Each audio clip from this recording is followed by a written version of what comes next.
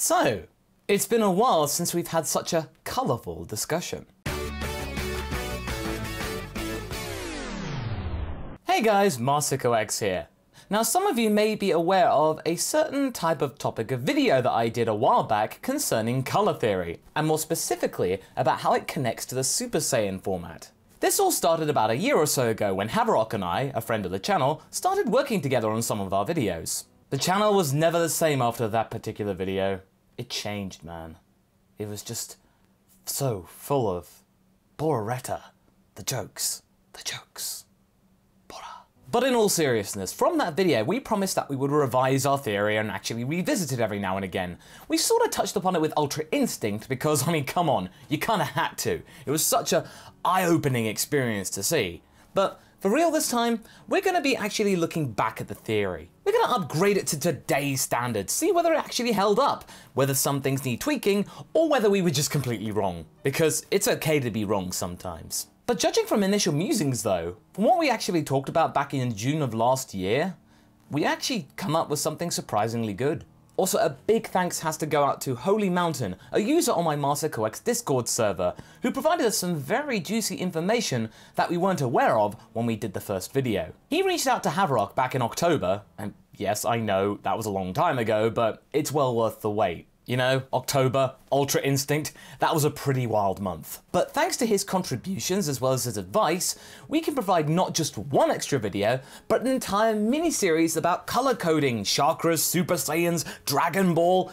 It's gonna be good. Please remember that this is just a speculative theory based on what we managed to interpret from what we saw. This might not be the exact same musings and thought process that the likes of Toriyama or Toyotaro or anyone at Toei may have actually gone through when they were coming up with the Dragon Ball Super timeline, or anything before that, mind you. So we're not going to be presuming anything. But then again, it's always nice to have a little bit of a discussion and actually think outside the box when it comes to interpreting Dragon Ball. Dragon Ball is quite out there in the cultural spectrum. Thank you, HolyMountain, for everything that you provided to us. I'm sorry it took so long, but here we are. We are going to make it good. So today we start off with presenting you two different charts. You see, in our previous color theory videos, we based all of our thoughts and musings on just specifically color and color alone. But HolyMountain managed to provide us a wholly different connection. Upon further examination, he was able to open our eyes to the possible idea that there were different influences, and it all has something to do with the strongest signifier of Goku and what basically makes the show. It's practically in the title. This first chart introduces us to the 7 different types of chakra that there are out there. What do Dragon Balls have in common with that? 7 of them. 7 Dragon Balls. In our previous videos, we also associated the idea that the colors can vary. Sometimes they can be suppressed or they can be corrupted, like we saw with Broly and Kale. If you corrupt the green Anahata Chakra, then you kind of get some really bad juju. That still makes sense today, but we actually forgot to really explore it and the heart of hearts. Anahata is somewhere there in the middle, kind of like almost an equatorial plane. It's like you're in the middle and you're not quite sure which direction to take, because any kind of chakra that is above the Anahata Chakra, that is exploring the higher self. Anything below is obviously the lower self. Looking for divine power does not come from within yourself, but you have to look to others around you for pure strength. Does that sound familiar to you? This is the precise reason why Whis was training Goku and Vegeta in only their base forms. You rarely saw them actually activate Super Saiyan. It actually makes a lot of sense because you could say the Anahata is the base form of any kind of being. Anything below it is kind of gravitating towards the Super Saiyan form, which is the Manipura. It's usually associated with fire and power and transformation, and as we discussed in the first color theory video, we associated that with the Super Saiyan form because it's a yellow chakra, yellow hair, boom. But where we were mistaken beforehand is that it's not a direct ancestor of Super Saiyan Blue. They're not connected at all. It's just part of the spectrum going downwards. Super Saiyan Blue and Super Saiyan are completely different directions of travel. Super Saiyan is not a meditative form of transformation. You don't get calm by going Super Saiyan, the complete opposite. It was more connected with inner turmoil, fear of losing someone, and just pure rage. It was fed by characters' emotions, hardly the ideas of meditation and calmness and purity now, is it? That's why for many of the characters when they first go Super Saiyan, it's pretty intense. I mean, that is if you're not a child and you have plenty of S cells, but that's an entirely different video. Instead of attaining personal enlightenment by going the Super Saiyan Blue route, they're going towards the lower self and the more aggressive, primal rage that is Super Saiyan, going down to the lower self. Also, I find it pretty funny that the Manipura is actually often associated with the digestive system as well as metabolism. And what do Saiyans all have in common with each other? Their particularly voracious appetite. Every single Saiyan has a particularly big appetite, even the hybrids. Okay, let's be serious. We can't really associate food with divine awareness or anything. The two don't exactly match. Food in great quantities is pure hedonistic pleasure, so let's move on from that. Now that we have this new avenue of exploration in mind, we can actually manage to connect the Super Universe with the GT Universe. Maybe the key difference between the GT Universe and the Super Universe is the different directions that they took to actually attain their new powers and transformations, as well as personal enlightenment. GT took the lower route towards the Earth, and then Super decided to go the other way by actually exploring the traits with Beerus and Whis about going up towards the crown. And if you think that GT, oh, they just did a really bad thing by going towards the lower self, that's so much weaker, then you might be mistaken. The lower self can really be a pretty potent power source. And I think that would make a certain Dragon Ball Heroes promotional anime fight not silly, but actually kind of interesting. Like what we saw with Goku's Ultra Instinct power and Jiren's absolute true power for real this time.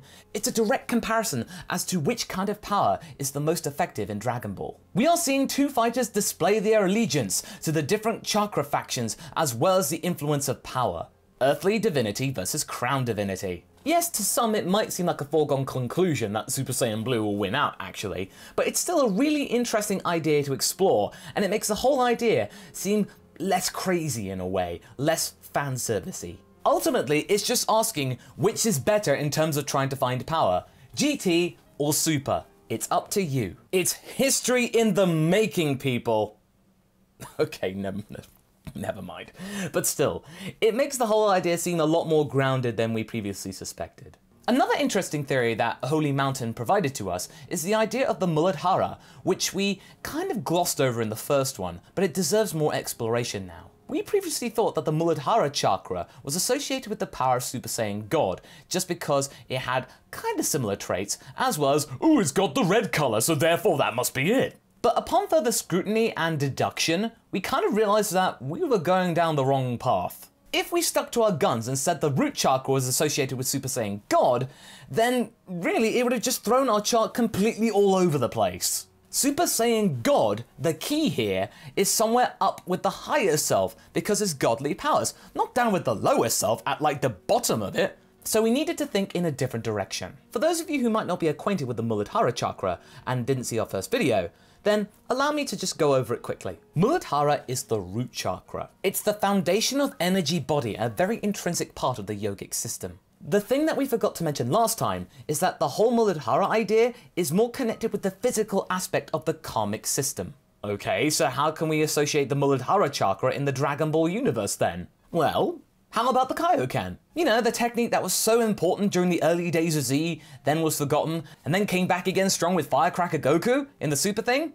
Yeah, that one. The Kaio-Ken technique is all about overload, intensity, rage incarnate. Kind of in a way more so and much more unstable than Super Saiyan if you think about it. Within the state of just general Kaio-Ken, it can be assumed that the body and its internal organs are running at 100% capacity, and thusly, the amount of ki that is generated is also increased, and thusly, the body can be pushed further. So if you just said Kaio-Ken times 1, you just get the cool red aura, but you wouldn't really be pumping out any more power. Therefore, it is possible to pump out more power for a short period of time, because everything's running at full capacity. So let's say you want to increase it by putting in 10% extra Kaio-Ken power, so that's like Kaio-Ken times 1.1 or something. Then your organs are running at 110% capacity. But come on, Goku doesn't do that ever! There are never decimal increments, it's always full ones. He's using bigger multipliers like times 2, times 3, times 10, times 20. You know, we're talking about 2000% capacity during the Frieza saga as well as the Super bit. All of that capacity on your stomach, you're gonna have a wicked hunger pang later. No wonder Kaio-Ken puts so much strain on your body. You're basically asking it to output the power of 20 humans for about maybe 10 seconds or something. That's pretty big. It of course stands to reason that you could never connect Kaio-Ken with Super Saiyan because Super Saiyan is so intense already, so if you then put extra capacity on top of the 50 times multiplied capacity, it's gonna blow your guts apart. And even when you connect it with Super Saiyan Blue, which is about calmness, it's still pretty risky. Because if it goes wrong, you're not only putting massive physical strain on your body with the Kaio-Ken part, you're also putting massive strain on your mental state. If you get this wrong, you will be completely broken in mind and body. You just be a husk. I can imagine that happening, because remember, the Kaio-Ken thing had a 10% chance of success, and we all know about the anime principle of success, but still, it was said. Now speaking of Super Saiyan Blue, I still think we explored the idea perfectly in the first video. We pretty much nailed that one. Now since we managed to find a better association for the Muladhara Chakra with Kaio-Ken, then what can we associate with Super Saiyan God now? Where does it fit now in our spectrum? Well, we need to explore a colour that is often neglected. That is magenta. Magenta is important in Gita's colour theory and in the printing trade. It stimulates the flow of energy. This colour is heaven on earth and the need for it, because magenta has the hidden colours of red, which is the earth colour, and violet, which is the heavenly colour. Within it can convey the same healing qualities of those colours. Magenta uplifts a person emotionally, mentally and spiritually. Inspires creativity to serve another without requiring acceptance of others, acting for the cause. It essentially heightens a person's being. Super Saiyan God is much more aware of its surroundings. Goku says himself, it's a power that he finds incredible, but he feels like he doesn't deserve it because it's so pure. And of course, he didn't earn it, so therefore, it kind of messed up with the actual spirituality side, but still, it was a heightened sense of being, something he had no idea existed. And do you remember that we talked about the crown chakra last time with Zamasu and Goku Black, the Sarashara? We previously associated it with those two because it was the idea of attaining full enlightenment with the fusion, as well as the white hair and the purple aura. It kind of all fit together. You know, thanks to the combination of Goku's body and the powers of the Kai. Well, we didn't actually think about the idea that it may have just been more than one chakra in there. That's where the Super Saiyan God connection comes in. In fact, now we explore the chakra more closely, not only with Goku Black in the Rose form, as well as merged Zamasu. It's not pure purple anymore. It's more like magenta, a pinky purple. That means there's a bit of red in there. This influence may indicate that Super Saiyan God and Super Saiyan Rose may be two sides of the same coin. You get red, you get purple, you put them together, you get magenta. Whatever we actually deduce for that one, we're going to have to wait for the next part of the video. In that next part, we are going to be exploring Zamasu a little bit more, as well as the idea of Jiren's power. We touched upon it earlier, but we need to explore it in greater detail because Jiren was a big part of the entire Super timeline. And then, of course, there is the biggest question of all. Judging from what we see now and what we've managed to explore thanks to HolyMountain's evidence, might Zamasu actually be a necromancer? Until then, I hope you enjoyed our little trip down the Super Saiyan Colour Theory memory lane. So what do you guys think? Are you happy that we're exploring colour theory again? Do you have ideas of your own that you might wish to contribute? Leave a comment below and let's get this discussion going. Anyway, I hope you enjoyed this video. Until the next one, be sure to like and subscribe. Catch you later!